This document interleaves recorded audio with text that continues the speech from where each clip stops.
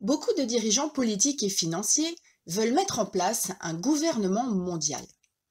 Ils nous le présentent comme étant une mondialisation inévitable qui sera soi-disant démocratique et sociale. Mais en réalité, ils nous imposent une économie austéritaire et ultralibérale. Ils veulent un système qui ne sert que les intérêts de quelques-uns contre les intérêts des peuples et des nations. Comment ont-ils fait? Ils ont mis en place, à travers des décennies, un système de banques centrales et privées qui fabriquent l'argent des États tout en prenant des intérêts. C'est un système d'endettement perpétuel qui permet d'asservir les nations pour les intérêts des banques et multinationales qui, elles, ne payent que très peu d'impôts. Alors que les États, eux, sont dans l'incapacité de rembourser leurs dettes nationales.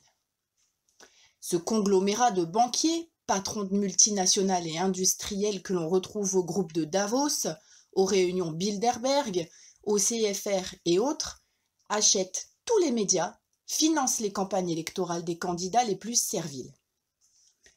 Ces candidats sont présélectionnés dans ces groupes que je viens de citer et sont ensuite propulsés médiatiquement. Une fois élus, ils mettent en place une politique d'austérité envers les peuples et font des cadeaux fiscaux à ceux qui les ont mis au pouvoir. Ils ne défendent en aucun cas le peuple, mais au contraire le mettent en compétition commerciale avec les autres peuples du monde qui perçoivent des salaires nettement inférieurs et qui ne jouissent pas d'acquis sociaux tels que les nôtres. C'est une mise en esclavage où celui qui paye le moins ses employés sera le grand gagnant de cette compétition planétaire. Au final, seuls les plus riches s'enrichissent et les autres s'appauvrissent, même ceux qui font partie de la classe moyenne. Cette mainmise oligarchique sur les nations détruit petit à petit tout protectionnisme d'État, tous les acquis sociaux et les services publics afin de tuer l'économie des nations, de les affaiblir et de les asservir au futur gouvernement mondial. L'Union européenne est une première étape. Elle se place au-dessus des nations membres, elle organise les délocalisations massives, la libre circulation des marchandises et des travailleurs. Elle impose des réglementations dans tous les domaines contre l'avis des citoyens concernés afin d'homogénéiser l'économie de tous les pays d'Europe. Résultat, nous sommes victimes de la concurrence déloyale et les populations s'appauvrissent. Mais qui sera le dirigeant de ce gouvernement mondial? La réponse se trouve dans la Bible. Je sais que ça peut paraître ridicule pour un non-croyant, mais il est bon de le savoir pour comprendre et anticiper ce qui est en train d'arriver. Dans 2 Thessaloniciens, on nous parle d'un homme qui fera de grands prodiges et des miracles, un faux messie qui se fera passer pour Dieu. Il est dit qu'il séduira beaucoup de gens. Il s'agira d'un homme animé par Satan, qui est aussi appelé l'impie, l'homme du péché, le fils de la perdition, l'adversaire qui s'élève au-dessus de tout ce qu'on appelle Dieu ou de tout ce qu'on adore, jusqu'à s'asseoir dans le temple de Dieu, se proclamant lui-même Dieu.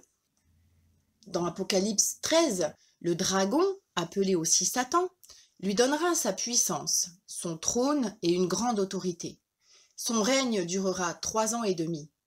Il est dit qu'il aura autorité sur toute tribu, tout peuple, toute langue et toute nation. Tous les habitants de la terre qui ne croient pas en Jésus l'adoreront. Il fera la guerre aux croyants. Le texte fait aussi mention d'un 2e homme à ses côtés. Il fera de grands prodiges, comme faire tomber du feu du ciel, et obligera les habitants de la terre à le vénérer. Il les obligera à mettre une marque sur la main droite ou sur le front afin que personne ne pût acheter ni vendre sans avoir la marque de la bête. Plus loin, il est aussi dit dans l'Apocalypse 16 qu'un ulcère malin et douloureux frappera les hommes qui se seront fait imposer la marque de la bête et qui adoraient son image. Dans Matthieu 24, il est dit que pendant cette période, les chrétiens seront persécutés, mais ceux qui persévéreront seront sauvés. Puis, c'est le retour de Jésus. Dans Luc 21, verset 27, « Alors on verra le Fils de l'homme venant sur une nuée avec puissance et une grande gloire. Quand ces choses commenceront à arriver, redressez-vous, et levez vos têtes, parce que votre délivrance approche. Dans Daniel 7, il est dit que le règne de l'Antéchrist prendra fin et tous les royaumes seront jugés. Dans Apocalypse 20, il est dit que tous ceux qui n'ont pas adoré la bête ni reçu sa marque seront sauvés. Pour les autres qui auront reçu la marque de la bête, ils seront damnés. Apocalypse 14. Ce plan est en train d'être mis en place, que l'on y croit ou non. Beaucoup de ceux qu'on appelle l'élite y croient et font allégeance à Satan qui, en contrepartie, leur a offert fortune et gloire pour mettre l'Antéchrist sur le trône du nouvel ordre mondial. Ce gouvernement n'a qu'un but, dominer, asservir pour au final tuer tous les rebelles et rendre les peuples esclaves de l'Antéchrist et du faux prophète. Quand tout ça arrivera, refusez la marque de la bête à tout prix. Ne vous faites pas avoir par les faux prophètes. Maintenant que vous savez, ne vous y trompez pas. Cela dit, dans toutes ces épreuves, dans ce monde sans pitié, perverti et cupide, Dieu a tant aimé le monde qu'il a donné son Fils unique, afin que quiconque croit en lui ne périsse pas, mais ait la vie éternelle. Le Fils de Dieu est venu non pour juger le monde, mais pour que le monde soit sauvé par lui. Nous avons tous des choses à nous faire pardonner. Il suffit de nous repentir pour ces choses et d'accepter Jésus comme Sauveur et Seigneur de notre vie. Ainsi nous pourrons supporter l'épreuve et faire partie de ceux qu'il enlèvera de la terre quand les tribulations arriveront à leur comble. Ensemble, contribuer à la création d'un ordre mondial du XXIe siècle pour le bien de nos concitoyens. Nous devons donc affirmer, ce sera le premier engagement qui sera le nôtre, la réforme de la gouvernance mondiale comme un préalable et un objectif. Mais en même temps, ne nions pas que nous avons besoin d'une gouvernance mondiale.